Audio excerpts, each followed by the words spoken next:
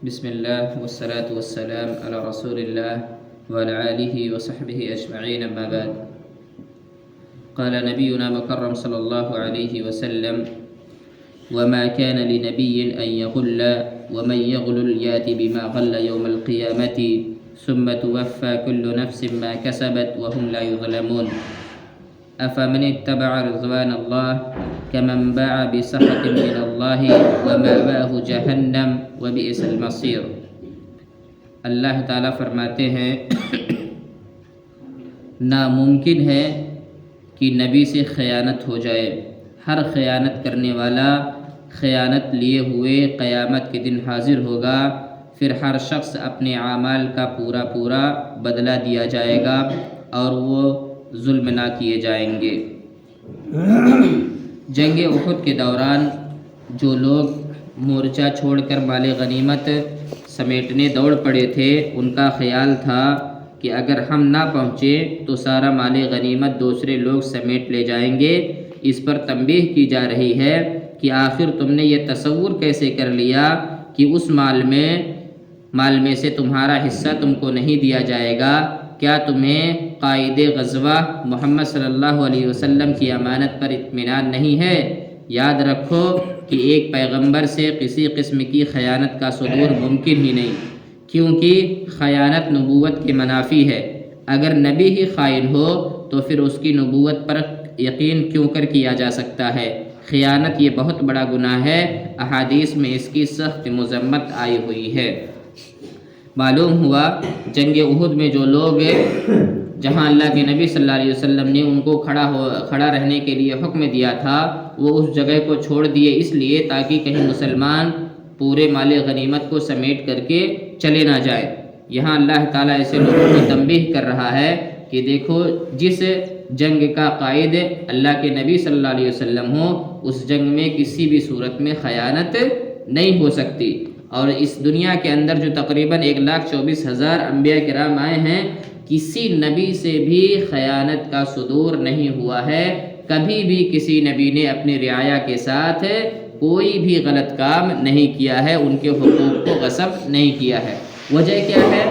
وجہ یہ ہے کہ سب سے پہلے وہ تو انسان تھے ہماری طرح، ممکن تھا کہ ان سے بھی خیانت یا اس طرح کے دیگر گناہوں کا ارتکاب ہو جائے، لیکن نہیں، اللہ تعالیٰ نے ان کو محفوظ رکھا تھا. اللہ تعالیٰ نے ان کے دلوں کو پاک و صاف رکھا تھا. آپ مثال کے طور پر پیارے نبی صلی اللہ علیہ وسلم کو لے لیں. اللہ تعالیٰ نے ان کے دل کو شیطان کے وسوسوں سے محفوظ رکھنے کے لیے 4 مرتبہ اللہ کے نبی کے دلوں کو دھلا گیا تھا. جبریل علیہ السلام آتے، زمزم کے پانی سے ان کے دل کو دھو کر کے پھر جاتے تھے، اور ان کی زندگی میں یعنی اللہ کے نبی صلی اللہ علیہ وسلم کی زندگی میں یہ چیزیں 4 مرتبہ ہوئیں. آپ کے دل کو 4 مرتبہ دھلا گیا. اور اس کے علاوہ بہت سارے انبیاء ہیں، آپ دیکھیں گے ان کے باپ جو ہوتے تھے وہ بتوں کے کاروبار تھے، بتوں کی کاروباری کرتے تھے. ابراہیم علیہ السلام کے والد محترم بتوں کو بناتے تھے، ان کو پوجتے تھے، لوگوں کے گھروں میں آ کر کے بتوں کو خرید کر لے جاتے تھے. لیکن کبھی بھی ابراہیم علیہ السلام نے بتوں کو اپنا معبود تصور نہیں کیا. ابراہیم علیہ السلام نے کبھی بھی 55 کی حالت میں بھی بتوں کی سجدہ نہیں کیا اور نہ ہی بتوں کی فروخت کی. آپ دیکھیں گے عموماً اگر باپ کاروباری ہے تو بچے بھی اسی کاروبار میں عموماً دلچسپی رکھتے ہیں، اسی کاروبار کو آگے بڑھاتے ہیں. لیکن ابراہیم علیہ السلام کے والد جو شرکیہ کاروبار کرتے تھے، ابراہیم علیہ السلام اس سے محفوظ رہے. اسی طرح سے اللہ کے نبی صلی اللہ علیہ وسلم جس قبیلے کے اندر پیدا ہوئے، اس قبیلے کے لوگ بھی بت پرستی کے شکار تھے، وہ مشرک تھے، غیر اللہ کی عبادت کرتے تھے. لیکن اللہ رب العالمین نے پیارے نبی کی حفاظت کی، اور اللہ کے نبی صلی اللہ علیہ وسلم کبھی بھی بتوں کی عبادت نہیں کیے. حدیث کے اندر آتا ہے کہ چونکہ اللہ کے نبی صلی اللہ علیہ وسلم کو نبوت 40 سال کے بعد ملی، تو 40 سال کا جو یہ عمر ہے اس میں اللہ کے نبی صلی اللہ علیہ وسلم کیا کرتے تھے؟ تو وہ اس وقت احادیث کے روح سے اللہ کے نبی صلی اللہ علیہ وسلم غار ثور اور غار حرا میں جا کر کے اس امت یعنی جو امت پیارے نبی صلی اللہ علیہ وسلم سے پہلے تھی، اس امت میں 2 وقت کی نماز فرض تھی، فجر اور عصر کی نماز فرض تھی، پیارے نبی صلی اللہ علیہ وسلم فجر اور عصر کی نماز پڑھتے تھے اور اسی غار ثور کے اندر اللہ رب العالمین کا ذکر و اذکار کرتے تھے۔ لہذا ہر انسان کو چاہیے کہ وہ کبھی بھی کسی بھی صورت میں کسی نبی سے متعلق بھی اپنے اندر نگیٹیوٹی نہ پیدا کرے، اپنے اندر غلط سوچ یا منفی سوچ نہ پیدا کرے۔ اگر ایک انسان نبی سے متعلق ہی منفی سوچ پیدا کرے گا تو ایسی صورت میں اس نبی کے پیغام کو کون مانے گا؟ کوئی نہیں مانے گا۔ اسی لیے آپ حضرات سے گزارش ہے کہ وہ لوگ جو انبیاء کرام پر انگشت نمائی کرتے ہیں، انبیاء کرام کو برا بھلا کہتے ہیں، یہاں تک کہ پیارے نبی صلی اللہ علیہ وسلم کے شان میں گستاخی کرتے ہیں، ایسے لوگوں کو وقت پر کیفر کردار تک پہنچانا ضروری ہے۔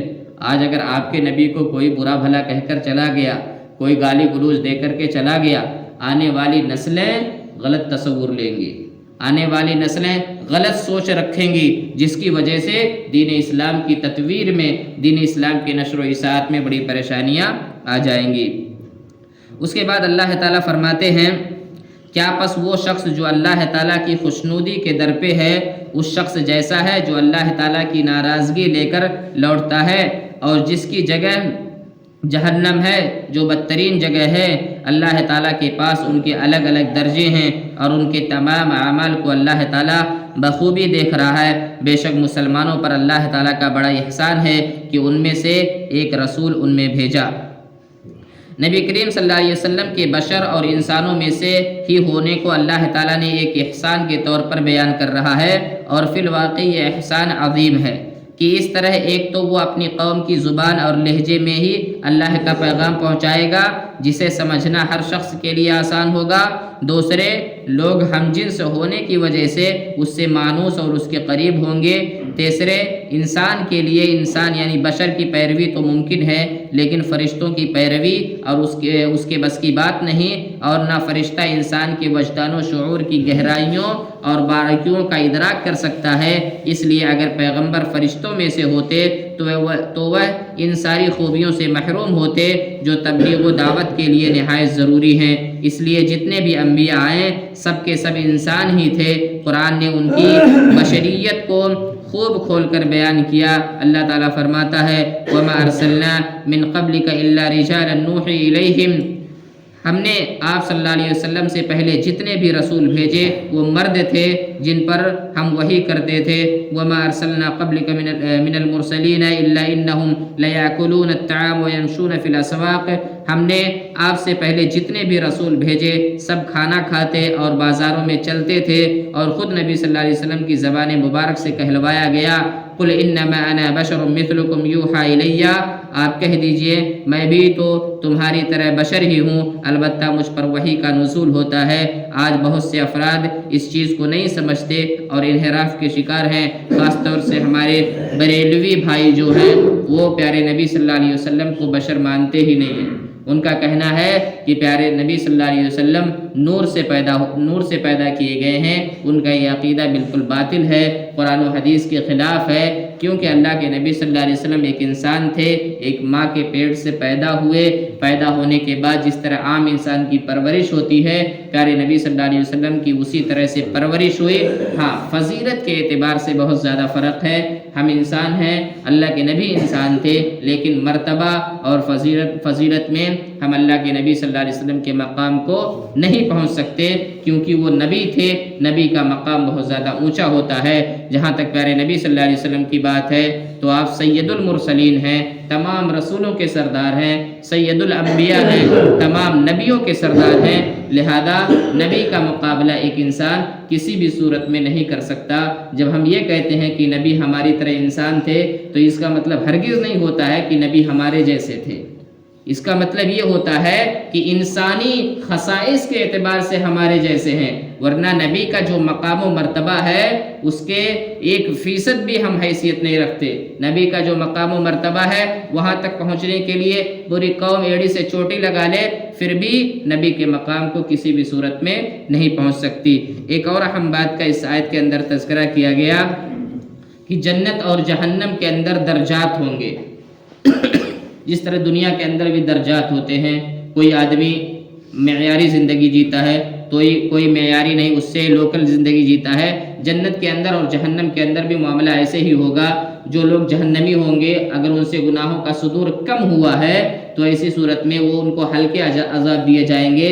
لیکن اگر کوئی بہت زیادہ گناہ کیا ہوا ہے، کفر و شرک کا علم بردار تھا، تو اس کو سخت ترین عذاب دیا جائے گا. اسی طرح سے جنت میں ایک انسان جو اللہ تعالیٰ کی پیغامات پر عمل کرتا ہے، نبی کے ہدایات پر عمل کرتا ہے، 5 وقتہ نمازی ہے، تو اس کے جنت کا معیار کچھ اور ہوگا. اور ایک انسان جو لا الہ الا اللہ محمد رسول اللہ کی بنیاد پر ہی جنت میں جائے گا، اس کا درجہ کچھ اور ہوگا. اللہ تعالیٰ سے دعا ہے اللہ تعالیٰ ہم تمام مسلمانوں کو جنت الفردوس میں جگہ نصیب فرما. آمین.